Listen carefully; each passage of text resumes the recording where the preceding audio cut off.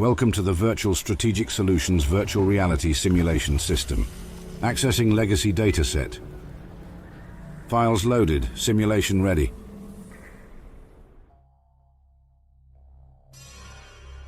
Long before the Great War, the region of Point Lookout was discovered by English explorer John Smith in 1612. Over 2 decades later, in 1634, 2 ships known as the Ark and the Dove landed near Point Lookout.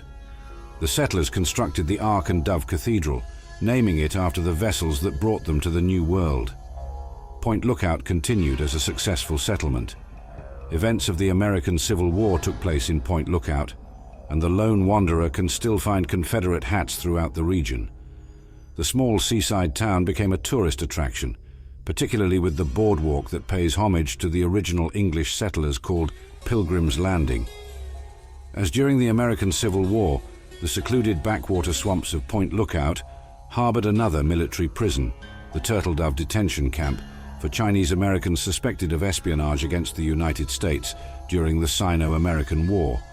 The infamous spy Wan Yang was arrested in Point Lookout and taken there for interrogation, subsequently dying at the camp. Meanwhile, just off the coast of Point Lookout, a Chinese submarine patrolled and gathered information. This submarine was ultimately discovered and disabled, at which point a single surviving submariner was captured and taken to Turtle Dove. The United States Navy successfully salvaged the submarine just prior to the Great War. In the years before the war, the inhabitants of Point Lookout's rural interior became intensely isolationist and distrusting of the federal government. When a disaster relief outpost was constructed to provide aid amid the outbreak of the new plague, the deeper swamplands were avoided after a volunteer worker was attacked by marsh-dwelling locals. Point Lookout was never directly hit by the nuclear bombs that fell during the Great War, but here, the water of Point Lookout's bogs were contaminated by the Potomac River that flows out of the capital wasteland. The irradiated terrain gives way to dense swamps and abandoned buildings, where nature has largely replaced the human presence over 2 centuries. The pervasive radiation in the swamps led to the evolution of the swamp folk, a crazed, highly deformed, inbred people who live all around the swamps of the region. The radiation also gave rise to feral ghouls and swamp lurks being drawn to the area's radioactive swamp waters. Point Lookout is almost devoid of any organized society or signs of civilization, but one can trade or speak with Tobar the ferryman, Haley of Haley's Hardware, Madame Panada, Marguerite, and the local tribals. Point Lookout is more than just a small swampy marsh, but a cache of pre-war technology waiting to be found. The area became known to outsiders from the capital wasteland thanks to punga fruit, a unique fruit known to grow only in the local bogs, and many legends about the supposed treasures hidden there. The muck surrounding the region contains biogas, accumulated because of the radioactive contamination of the Civil War-era mass graves in the area. The decomposing bodies buried in these ancient mass graves were slowly decomposed into methane due to the unique environment, a dense limestone wetland substrate.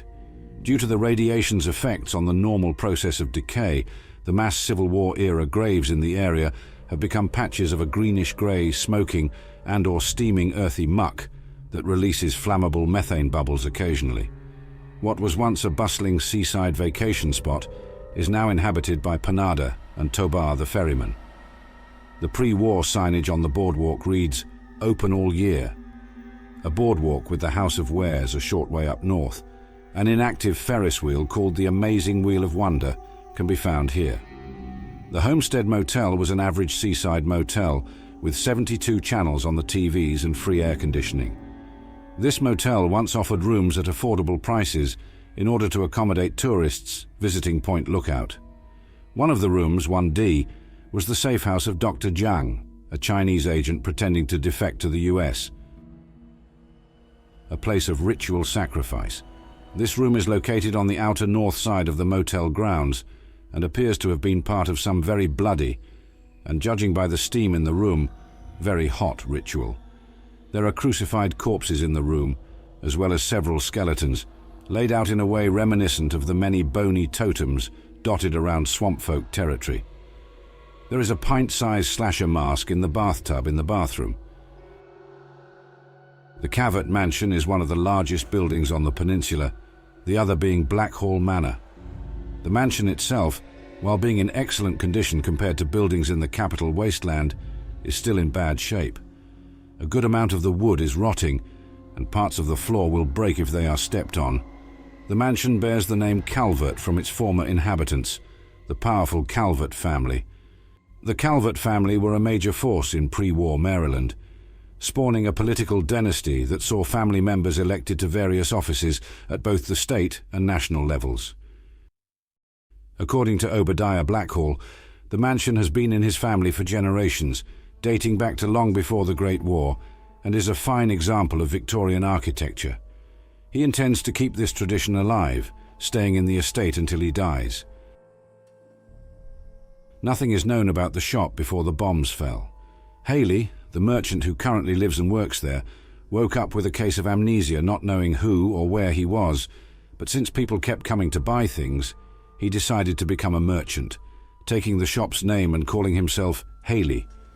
The Herzog mining site was named after its owner, Old Man Herzog, who put his miners through poor working conditions. According to Kenny, who lives in the mine, a group of miners sat down and refused to work any longer in the mine's poor conditions. In response, Herzog blew up the site with 1,000,000 tons of dynamite, killing the miners. As a result, no one else was willing to work in the mine, leaving it abandoned by all but Herzog. After he detonated his explosives, Kenny says that Old Man Herzog then hung himself. The swamp folk believe the mine is haunted, and most of them thus avoid it. Kenny uses this to his advantage, noting that those who do enter the mine are easy to scare away with a few simple traps. The Ark and Dove Cathedral is named after the English settling ships Ark and Dove, which landed in the region in 1634. These days the cathedral is occupied by a Punga-crazied tribe, luring would-be members with the promise of enlightenment. On the westernmost side of the map, the entrance leads to a swamp consisting of a winding path populated with swamp lurks, mirelurk hunters and swamp lurk queens, all of which are found along the path towards the mother punga, a very large variant of the punga plant. Up to 35 regular punga plants are located around the mother punga plant. Marguerite's. The shack is home to Marguerite, a local who lives there as the rest of her family had, making moonshine. A rectangular building resembling a trailer, with some swamp folk along the perimeter. The yard is decorated with straw dolls and bone totems. Inside are 2 rooms, Marguerite in the room with a bed, and the other with a malfunctioning still in the top left corner. Grower's Shack is small swamp folk farming operation that does business with Tobar the ferryman. A small dock and outbuilding and 2 rickety bridges allow access to this growing operation. Rows of flickering bulbs keep the bloatflies away and provide visual cues. Right outside the shack, beneath strings of lights, is a large field of wild punga fruits. Inside Grower's Shack, there is a usable bed, as well as a sink and toilet. It also contains various furniture pieces that can be sat upon. There is a random swamp folk living inside. During the Sino-American War, the Turtle Dove detention camp was used to detain and interrogate those suspected of being Chinese agents. The camp was partially operated by the United States Marine Corps, which conducted the interrogations of detained persons of interest. Prisoners were kept in abysmal conditions, with outhouses being the only sanitary facilities available, and bunk beds crammed into wooden houses serving as living quarters. Watchtowers with searchlights were erected at the perimeter, while many security robots patrolled the base. All dead bodies were stored in the morgue beneath the administration building. The morgue also contained a crematorium, where bodies were disposed of, as well as a drainage channel leading outside the camp. The camp administration had known that the morgue drainage could be used for an escape attempt, and hoped to catch any potential escapees in the act. Several prisoners' remains are found in the morgue drainage channel, and several more in the bunkhouse. The morgue contains the corpses of Wan Yang, TD0181, Ashley Cheng, TD0831, and Mei Shen, TD0204. Around the skeletons are several makeshift weapons and barricades. The detention camp is composed of 6 constructs, including 4 wooden buildings, bunkhouse A and B and 2 interrogation rooms, a concrete administration building, and an underground morgue. There is a metal barrel south of Interrogation Room A, with a skeleton inside of it. Inside the morgue, there is a waste tunnel that leads to the outside. The camp is fenced, and several guard towers are located at the corners of the fence, as well as at the entrance. Many hostile feral ghouls and sentry bots can be found in and around the camp. The Ozymandias was a small research ship, which, in 2077, was being operated by Bish Energy Partners, a subsidiary of the Bish Company. The vessel was sent to the Point Lookout region to survey natural gas deposits. It was scuttled by Dr. Martin J. Roach, a Bish employee posing as an intern. Bish was using the Ozymandias to scout the Point Lookout area for viable signs of biogas, a potent energy source. The lead geologist, Caroline Saunders, was considered by Bish to be dangerous, as she was a known liberal with academic ties.